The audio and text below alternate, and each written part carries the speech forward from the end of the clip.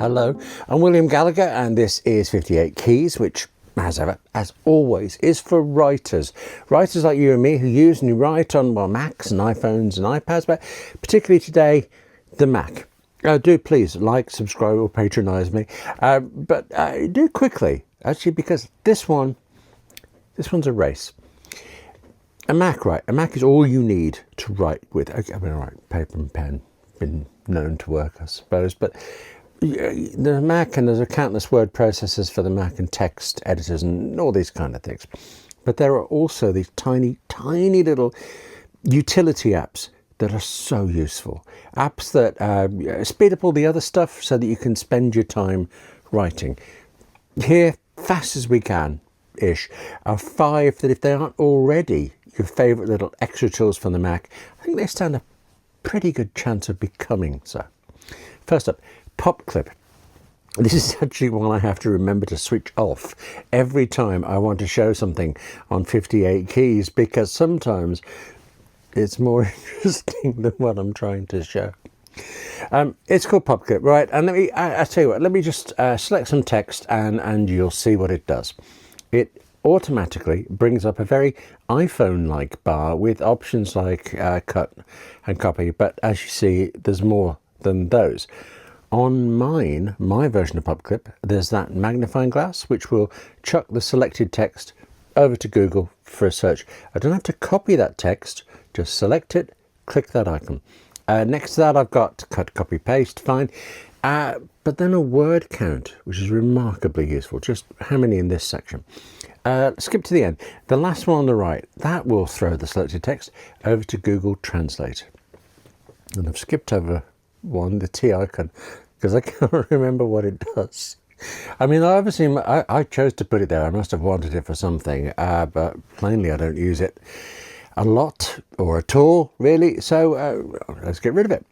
Open PopClip's settings from its menu bar icon. Click on Actions, have a bit of a scroll, bit of a read, and actually it's telling me that one with the T is title case. So that'll be it'll change anything, you know, all uppercase text, all lowercase, all camel case, yeah, into a title with initial capitals. That actually sounds useful. I'm going to keep that and try to remember it. But while I'm here, there's that Get Extensions button. That takes you off to the PopClip website and some 217 possible tools you can add.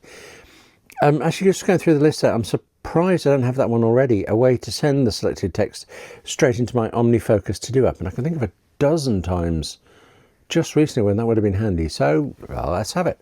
Select that, it downloads, double click on it, and it's installed. So now, if I select some text, there it is. There's the OmniFocus icon. Click on that.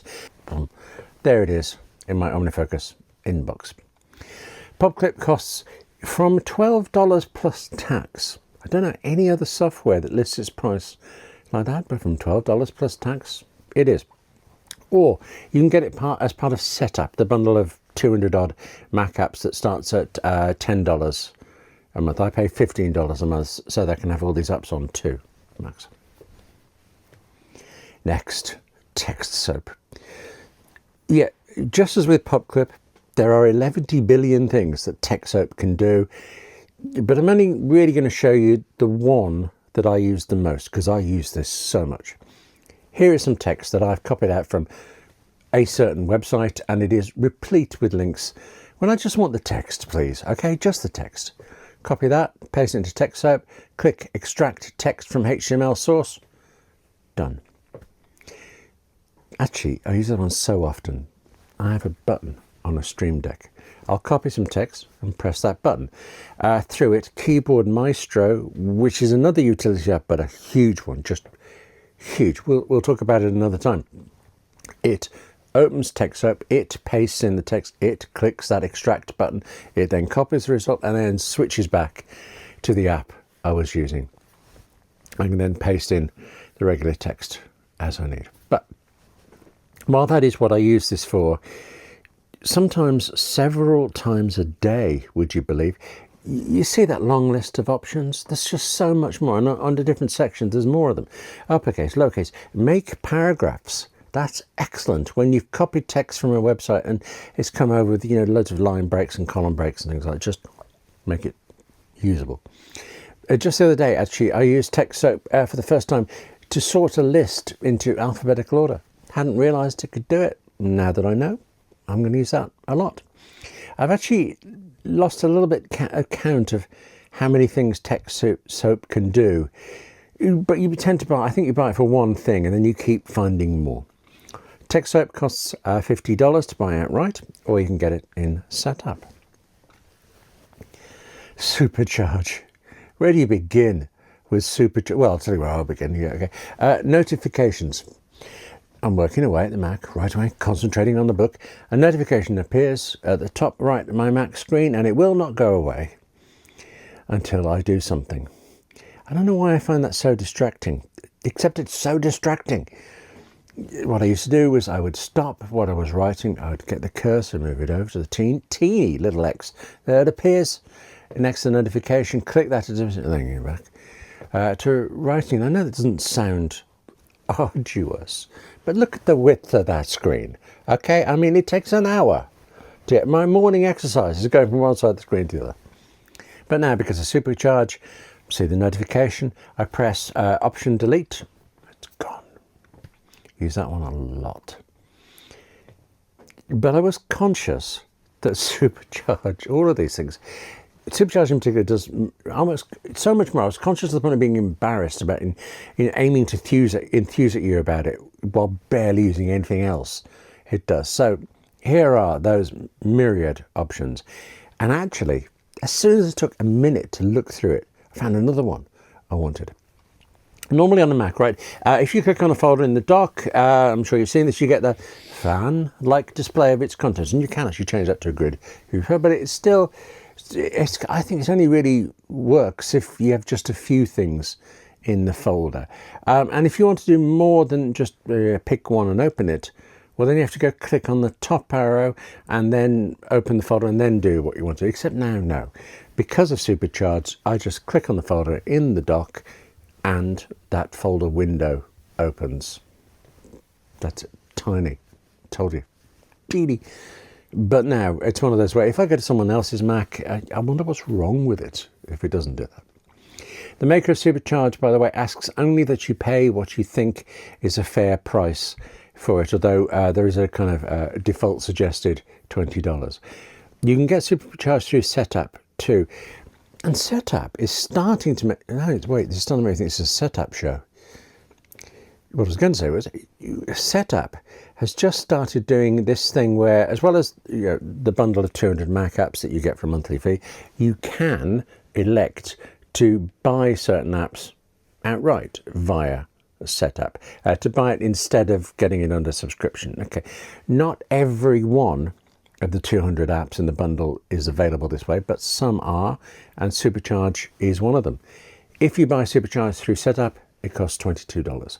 PopClip and TextSoap that I mentioned a second ago, they can't be bought outright via Setup. They can only be rented there or bought directly from the makers. Links for all of this in the description. Of course, you know how this all works. Yeah, okay. So I might get some money, by the way, I should say this, or just pops in a minute. I might get some money from Setup if you use my links. Can't say I've noticed if you do, but it could happen. Anyway, two more tiny utilities to show you, and as it happens, neither of them on Setup. This is Day Progress. It's a progress bar, or a circle if you prefer that, which sits in your menu bar and just slowly fills out as the day goes on by. Costs $4, just sits there. But especially when I'm juggling lots of jobs, I think, well, is there much left today? It's kind of handy. Funny enough, it's maker from the maker of Supercharge. And actually, yeah, go to the Day Progress link in the description because, well, obviously you'll see Day Progress there and you'll also see Supercharge there. But you're also going to see, I think it's something like 60 more tiny apps from the same time. I mean, really small, one-job apps. For example, I also use his week number app, and that all that does is put a count of how many weeks into the year we are, puts it in the menu bar. It sounds like a trivia answer rather than a useful tool. but I use it for Patreon stuff, and also actually in the UK where I am, television and radio production go by week numbers. I used to work on Radio Times magazine, UK equivalent of TV Guide, and in planning out things, planning meetings, discussions. It was so much, rather than saying Doctor Who's coming back September 17th to November, what you just say, Doctor Who's returning in week 41. That was it. You didn't have to keep checking your calendar. Although actually, if you work for the BBC and you did check your calendar, your printed calendar, they came with week numbers listed on there as well. Just deeply useful, very handy, all great. Slightly confusing when you and the BBC were using week numbers based on the calendar. So January was week 1. It gets more complicated than that. But other places were using it from the financial year. Oh, enough, William. Okay.